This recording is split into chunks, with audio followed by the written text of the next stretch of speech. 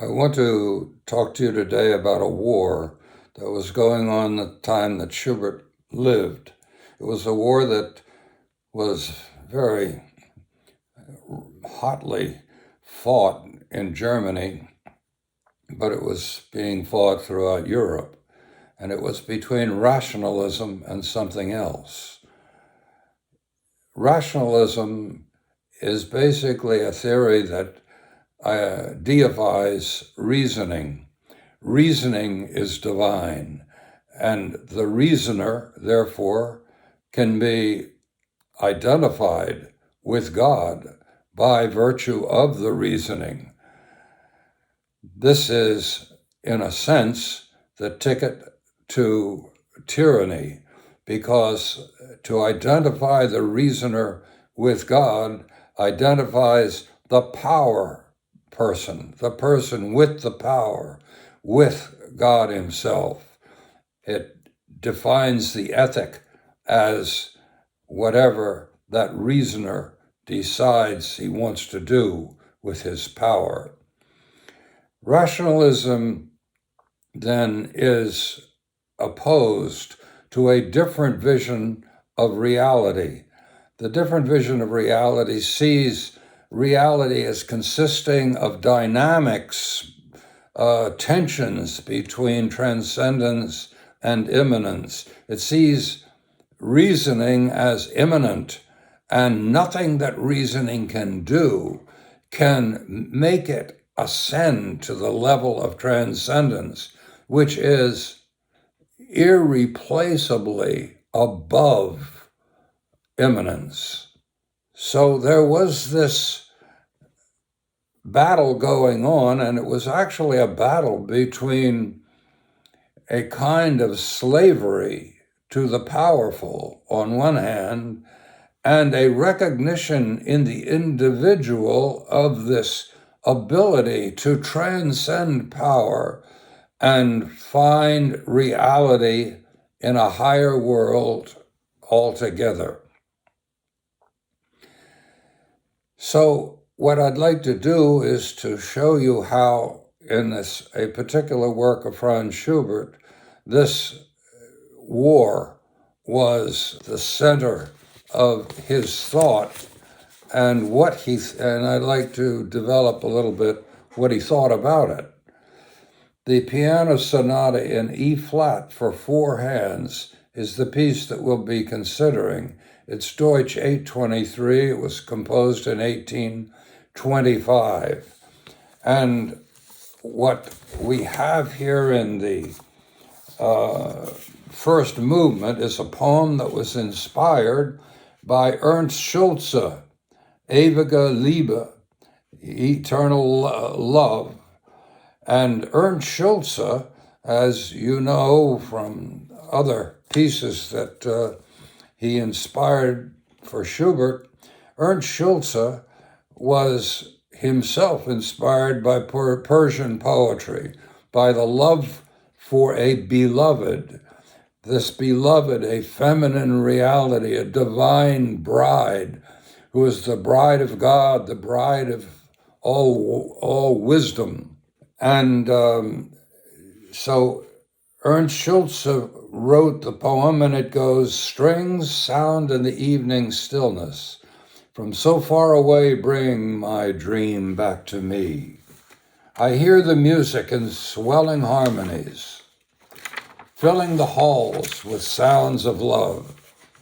My despairing heart is rocked and raised above its storm of fear on a flood of melody. Never have these strings sounded for power or gold. They radiate their precious treasure for little reward. If some resist their beauty, the songs return to their muse. Now this song is the song of a wayfarer, the song of a wanderer who has lost his beloved. And it is the effort of that wanderer to find meaning in his life now. Gladly would I die for love, but for me love shines only in the distance like a friendly star. And now comes the core of the wisdom. Ventured in one is engraved upon my sword. Ventured in one is the theme of rationalism, power. Ventured and lost is my sad lot. And what does he do with it? What is the meaning of ventured and lost? But I like this characterization of my lot. If it falls in battle, then let me fall with it. No man is worthy of love's reward, nor wins his beloved by fleeing the fight. So he is indeed in a fight, but there is meaning to the loss. There is meaning to the pain, meaning to the agony. In the hot coals of longing, the heart is destroyed and bleeds out its life in long and deep pain. But I feel my wound and I love the suffering and leave what happens to the future. Indeed, the woman who so tortured his heart was yet loved in fidelity, even as he died. So here's the song of commitment to a beloved who apparently in life is lost. In the second movement, the inspiring poem is again Deutsch 825. It's called Wehmut, and the poet is Heinrich Hüttenbrenner. The vesper bell chimes. Peace is poured down from the heavens. The eye clouds with tears, but does not close. My youth is wasted. I'm alone and unloved. Every flower from me is wilted. This is my complaint. When I was young, my heart and world were my joy. Now my youth is gone. My every breath a waste. The stream flowing from the rocky spring and the mountains, they cannot love. Only a heart can do that. And hearts can be so easily broken by sadness. And now comes this sound gentle vesper bell throughout this quiet valley. As dawn crowns the day, so does death crown a life of sorrow.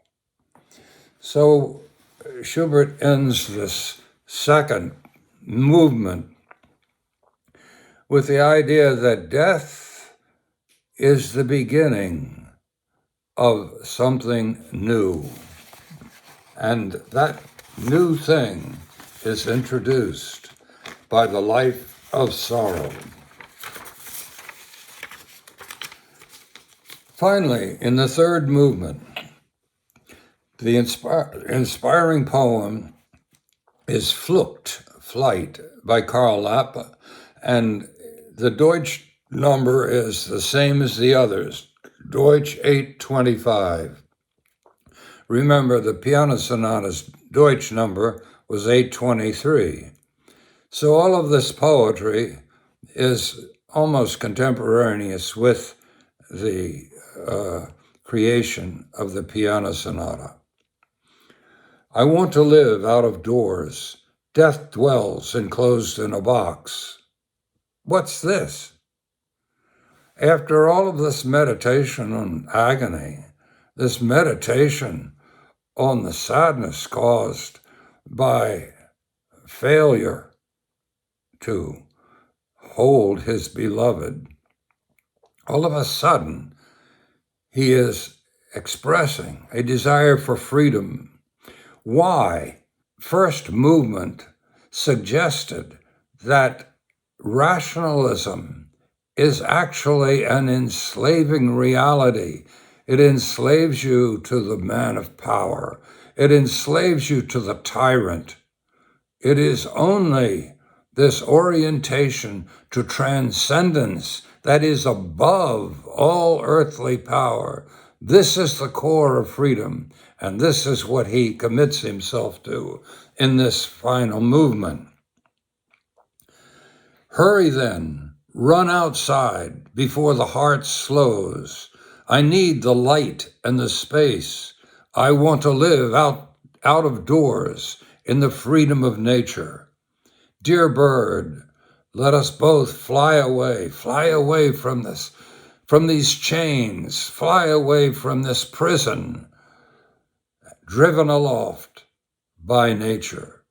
So Schubert is giving expression to the times and what is totally valid in the times, which is that hunger for a free world, for a free life, for a higher life that recognizes in each individual this divine spark.